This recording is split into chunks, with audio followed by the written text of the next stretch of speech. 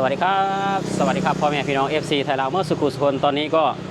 11:30 นาทีบ่าวต้นเลิกงานแล้วทุกคนเนาะตอนนี้บ่าวต้นก็เลิกงานเลยเก็บร้านไปที่เรียบร้อยทุกคนเนาะเก็บร้านแล้วครับจะเดินกลับบ้านทุกคนบ่าวต้นให้งานทำงาน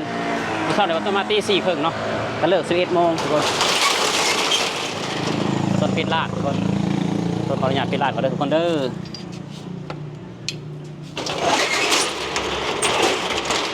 นี่แหละทุกคนคืองานบ่าวต้นเนาะคือมาเปิดร้านเก็บร้านดูแลความเรียบร้อยดูแลความสะอาดให้เท่าแก่ทุกคนเท่าแก่บ่าวต้นก็มา6 โมงเพิ่นก็กลับ9 โมงครึ่งเนาะทุกคนกลับ9 โมงครึ่งเดี๋ยวก็ที่เหลือกับบ่าวต้นก็เก็บห้านดูแลความสะอาดมันยังเรียบร้อยเนาะไฟน้ำเนาะทุกคนนี่พี่น้องเรียบร้อยมื้อนี้เนาะทุกคนเนาะเรียบร้อยห้านบ่าวต้นเรียบร้อยมื้อนี้คือว่าเสร็จสิ้นภารกิจในงานการขายของของบ่าวต้นกับสีกลับห้องทุกคนแบบนี้มันนี่เป็นมื้อวันอาทิตย์เนาะทุกคนหลายๆคนอาจสิหยุดแต่ว่าบ่าวต้นก็บริยุทธ์ได้ทุกคนบ่าวต้นบริยุทธ์เนาะบ่าวต้นทำงานทุกวันทำงานทุกวันแต่ว่าบ่าวต้นเลิกไว้คือแบบนี้แหละบ่าวต้นเลิกไว้ทุกคนเนาะนี่มื้อนี้ก็แดดอ่อนๆทุกคนเนาะแดดก็บ่ร้อนปานใดมื้อนี้บ่าวต้นก็สิย่างไปเบิ่งแฟนบ่าวต้นเนาะมื้อนี้แฟนบ่าวต้นมาทำงานแฟนบ่าวต้นมาทำงานมื้อนี้เพิ่นก็ท้องใกล้สิคลอดแล้วนะทุกคนกำหนดคลอดกับวันที่16วันที่16ก็เหลืออยู่ประมาณ16ก็เกือบเดือนหรือว่า30 กว่าวันทุกคนเพิ่นก็คลอดแล้วทุกคนแต่เพิ่นยังไปเฮ็ดงานคือเก่าเนาะเมียบ่าวต้นเพิ่นก็อยากหยุดเพิ่นหยุดแล้วเพิ่นเมื่อยทุกคนนอนเมื่อยเนาะมื้อนี้กับบ่าวต้นอันนี้คือมกปลาซิวเนาะทุกคนมกปลาซิวคือบ่าวต้นไปตลาดมื้อเช้านี้ก็ซื้อปลาซิวมาแล้วก็มาเฮ็ดมกปลาซิวเนาะมกปลาซิวตลาดอีสานเพิ่นมาขายกันซื้อปลาซิวมา50 บาทแต่ซื้อผักมามกเนาะเอามามกแล้วก็ซื้อข้าวเหนียว4 ห่อคนละ2 ห่อก็เท่าแก่บ่าวต้นเพิ่นก็กินอาหารอีสานเนาะกินนำกันกินได้หมดทุกคนเนาะแล้วแต่บ่าวต้นสิซื้อหยังมาเฮ็ดสู่เพิ่นกินเนาะทุกคนเพิ่นบ่ได้บอกว่าเพิ่นอยากอันนั้นอันนี้แล้วแต่ลูกน้องซื้อหยังมาสู่กินหรือว่าลูกน้องซื้อหยังมาให้เพิ่นก็กินเท่าแก่บ่าวต้นเพิ่นบ่ได้เรื่องมากเนาะทุกคนเพิ่นบ่เรื่องมากไอ้ขมกปลาซิวเหลือนึงบ่าวต้นก็เอามื้อกินคนต่อเที่ยงเนาะทุกคนเอาก็บ่ได้ซื้อกับข้าวอีก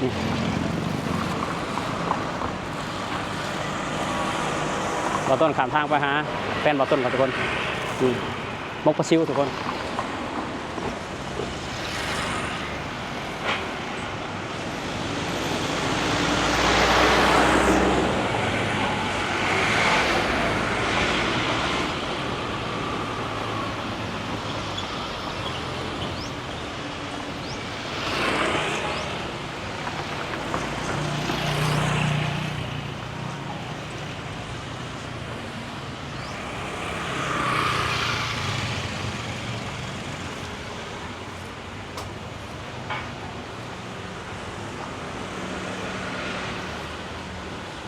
บ่าวต้นมาหาแฟนบ่าวต้นก่อนเพราะว่าบ่าวต้นกับแฟนก็ทำงานกับคนละซอยนะทุกคนกับบ่ไกลกันปานใดบ่ไกลกันประมาณ150 เมตรครับทุกคน150 เมตร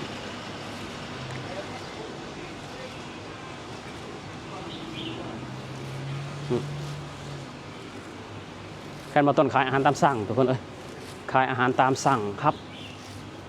ประเภทผัดกะเพราราดหน้าต้มยำอย่างนี้แหละทุกคน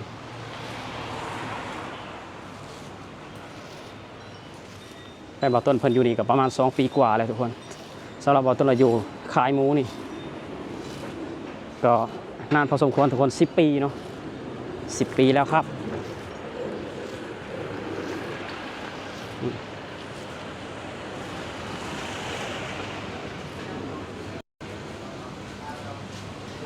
นี่คือนี่ร้านแฟนบ่าวต้นทุกคน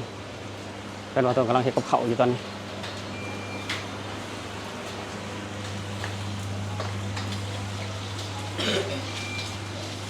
คือบ่าวต้นกลับจากร้านแฟนบ่าวต้นแล้วทุกคนบ่าวต้นกับบริถ่ายให้พี่ให้น้องได้เบิ่งเนาะบ่อนเมียบ่าวต้นทำงานมื้อนี้ลูกค้าเพิ่นหลายทุกคนวันอาทิตย์เนาะนักเรียนบ่ได้ออกไป บ่ได้ออกไปเรียนเนาะวันนี้คือว่าอยู่บนแฟนบ่ต้นทำงานคือว่าโรงเรียนกีฬาเนาะทุกคนเสาร์อาทิตย์เพิ่นก็สิอยู่โรงเรียนบ่ได้ออกไปเรียนเนาะคือโรงเรียนศูนย์กีฬาเนาะทุกคนศูนย์กีฬานนทบุรีทุกคนศูนย์กีฬาคือนนทบุรีนี่คือสิมีคนนักเรียนหลายๆภาคเนาะว่าภาคเหนือภาคอีสานภาคใต้เพิ่นมาเรียนอยู่ในสมสรุปมาเรียนทุกคนเนาะเรียนไปด้วยแล้วก็ออกกำลังเล่นกีฬาไปด้วยทุกคนเนาะบ่ต้นกับบริษัทให้พี่น้องได้เบิ่งตอนนี้กับบ่ต้นย่างกับห้องบ่ต้นเลยทุกคนย่างกับห้องบ่ต้นแล้ว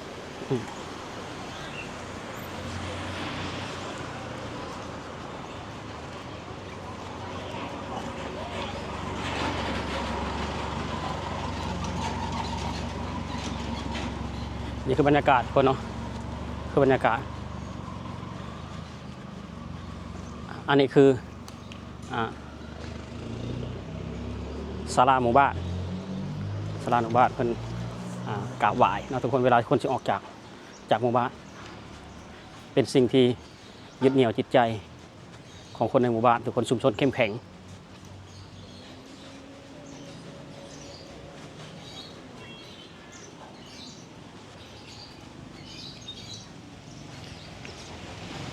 บ้านเพิ่นสิมีต้นไม้แบบนี้ทุกคนเนาะชุมชนเพิ่นสิมีต้นไม้แบบนี้ชุมชนเข้มแข็งมีต้นไม้ในนี่แต่ว่าสะอาดทุกคนบ่มีใบไม้เลยเพราะว่ามีเจ้าหน้าที่เพิ่นทำความสะอาดทุกวันเนาะทำความสะอาดทุกวันถ่ายอะไรอ่ะเอาไปให้แฟนหนู ครับป้า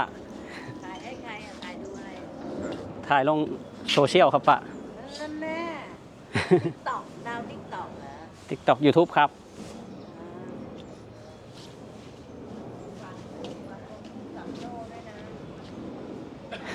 ลงแล้วป้าพูดกับโจ้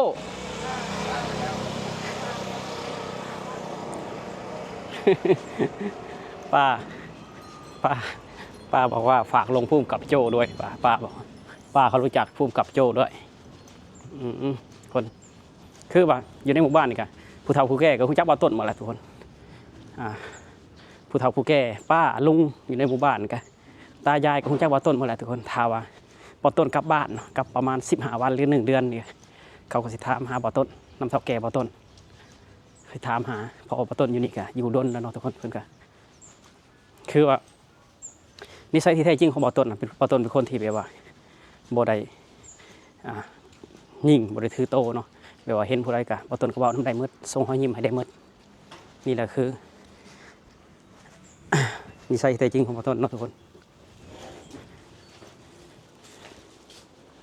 นี่เขาตึกของบ่ต้นแล้วทุกคนตึกบ่ต้นแล้วนี่นะของอพาร์ตเมนต์บ่ต้นอยู่แล้ว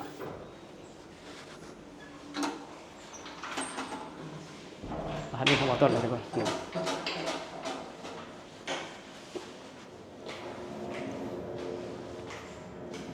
เจ้าของอพาร์ตเมนต์นี่ก็ดีทุกคนเนาะ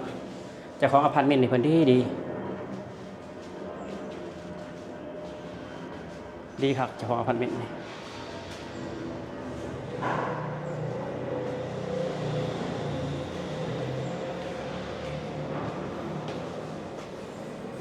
นี่ทุกคน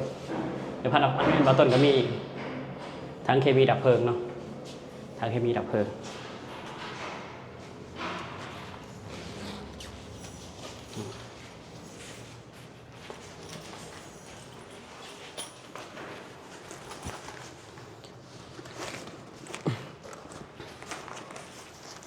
ของอะไรพี่น้องเอ้ย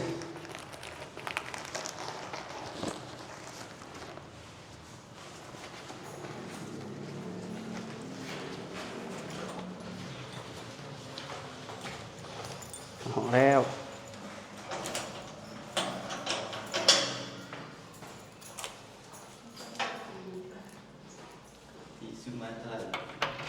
เดี๋ยว24,000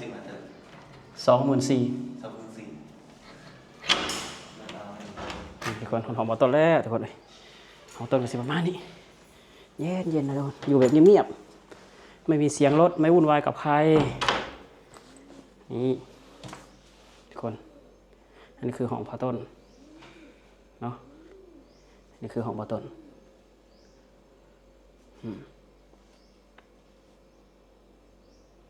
โอเคทุกคนสำหรับคลิปนี้เนาะบ่ต้นกะขอบุญขอบคุณ FC ทุกๆคนที่เข้ามาให้กำลังใจบ่ต้นเนาะทุกคนเนาะกดซัพพอร์ตบ่ต้นคอยแนะนำบ่ต้นสิ่งใดที่บ่ต้นบ่ฮู้ FC เพิ่นก็คอยแนะนำคอยบอกคอยสอนเนาะทุกคนก็ขอบุญขอบคุณประเทศไทยขอบุญขอบคุณเฒ่าแก่ไทยขอบุญขอบคุณคนไทยเนาะบ่ต้นคิดว่าบ่ต้นมาอาศัยอยู่ในประเทศไทยนี่ความฉลาดของบ่ต้นเพิ่มขึ้นหลายทุกคนเนาะเพิ่มขึ้นหลายเพราะว่าทุกสิ่งทุกอย่างอยู่ในประเทศไทยคือบทเรียนของบ่ต้นที่จะเอาไปปฏิบัติหรือว่านำใส่ในชีวิตประจำวันในอนาคตข้างหน้าหรือว่าปัจจุบันเนาะบ่ต้นก็สิบอกลูกบอกหลานบอกเมียของบ่ต้นว่าใช้ชีวิตจังไดคือคนไทยเพิ่นจริงมีอยู่มีกินแล้วก็ชีวิตดีเพิ่นมีระเบียบจังไดเนาะทุกคนเนาะสำหรับคลิปนี้บ่ต้นก็ขอกล่าวคำว่าสวัสดีครับผม